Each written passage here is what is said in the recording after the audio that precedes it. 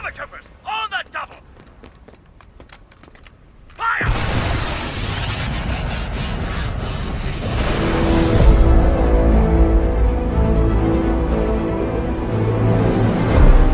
Hi, this is Todd from the Scoundrels Cantina, and welcome to another video.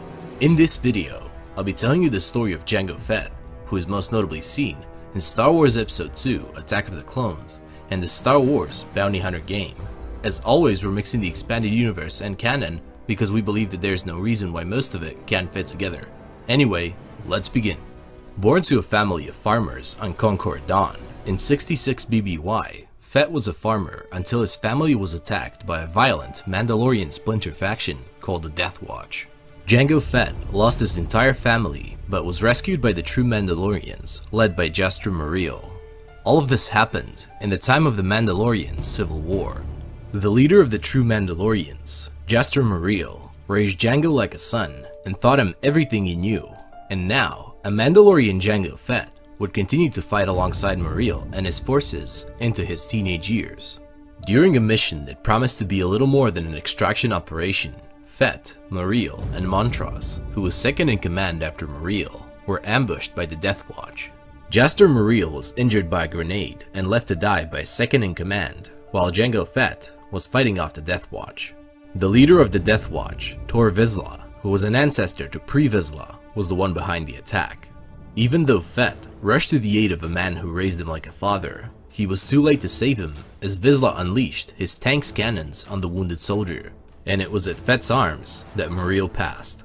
Back at the true Mandalorians camp, Montrose claimed that Muriel and Fett were dead and urged the Mandalorians that Muriel's final wishes were that he would take over as the Mandalore. Fett eventually returned with Muriel's body, exiled Montrose the traitor, and became the new leader of the true Mandalorians. After years of fighting, the Death Watch leader Tor Vizsla tricked the Jedi to attacking the true Mandalorians. The Jedi team was led by Count Dooku, his apprentice Kamari Vasa, and many other Jedi. They demanded the Mandalorians to surrender, but Fett ordered his men to open fire while the others evacuated. It was after his second in command, Miles, was killed that Fett would carry on the act that would make him both famous and infamous for the rest of his life and career. Using no weapon beyond his hands, feet, and armored body, Fett killed 6 Jedi, including the one responsible for Miles' death. His efforts, although impressive, couldn't change the outcome of the battle. Fett's true Mandalorians had fallen victim to the Death Watch and were wiped out. Swearing vengeance, he hunted down and killed the leader of the Death Watch, Tor Vizsla, and thus ended the Mandalorian Civil War. With no war to fight, Jango began his life as a bounty hunter and gained certain reputation after years of work. At one time in his bounty hunting career, Fett was breaking out a smuggler from prison on the OVO 4 asteroid belt, where he ran into a hangar with 6 prototype fire spray ships, where he stole one of them in the escape and destroyed the remaining 5, making his ship the last of its kind in the galaxy and renaming it Slave 1.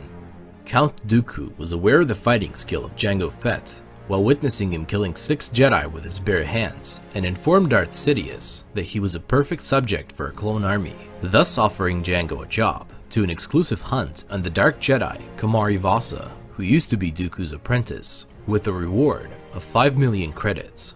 While on the hunt for Vasa, Fett traveled to the Bogdan system and was ambushed by Kamari Vasa and knocked out unconscious. It was here that Jango acquired most of his facial scars while being tortured.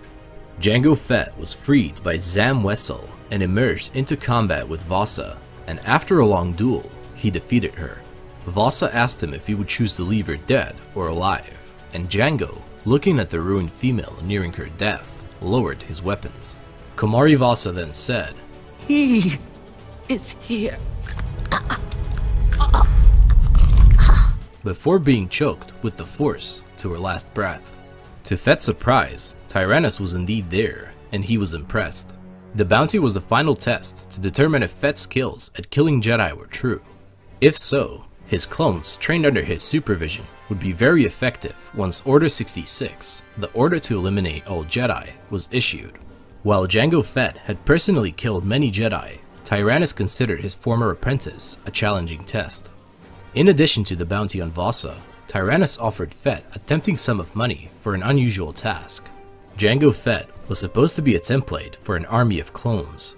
Fett agreed, of course, and soon, millions of clones were created at the cloning facility on Kamino. Jango also determined one more thing: a clone produced without genetic tampering, an apprentice, and a son that would become Jester's legacy and revive the Mandalorians. He got his last request and named the unaltered clone Boba Fett. Jango Fett would be central in many facets of the Army's early development, including assisting in the design of the armor worn by the clones, evident in the loose similarities between their armor and Fett's own Mandalorian shock trooper armor, including the distinctive T-visor on their helmets. He would also become a military consultant and help to create the training program used to instruct all the young clones. 10 years after the Grand Army began on Kamino, the formation of the clone army had progressed to the point where 200,000 units were ready, with approximately 1 million more ready shortly.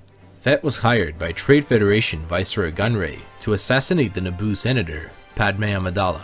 After a failed attempt, Fett retreated to Kamino, where he was shortly discovered by Obi-Wan Kenobi. He immediately knew that the Jedi Knight was trouble and started packing with Boba to escape to Geonosis, but was unaware that Kenobi put a tracking device on his ship.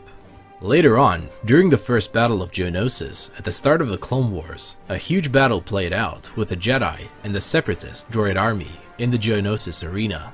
While Dooku and Jango were in a skybox overlooking the battle, a Jedi member, Coleman Trebor, attempted to assault the skybox, but was shot down by a quick draw from Jango, knocking him off the balcony. Fett used his jetpack to fly down to the arena floor, where he confronted Mace Windu, who had dropped his lightsaber. However, Windu recovered it with a simple force pull. Arik, one of the creatures that had been let loose to execute the prisoners and was still loose, suddenly interrupted their battle, trampling Fett in the process. Fett killed it with a swift blast to the head, but his jetpack was damaged with Arik's attack.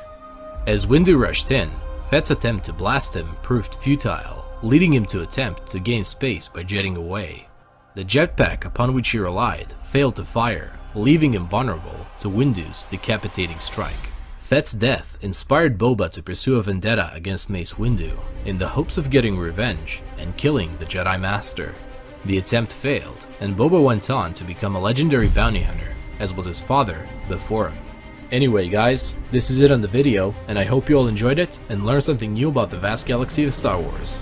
If you want to watch more videos like this one, the links to the playlists of our other Star Wars videos will be in the description down below. And also, if you want to support this channel, hit that subscribe button for even more videos like this one. And remember guys, God is awesome, may the Force be with you always, and I'll see you in another video. You Rebel Scum. This party's over.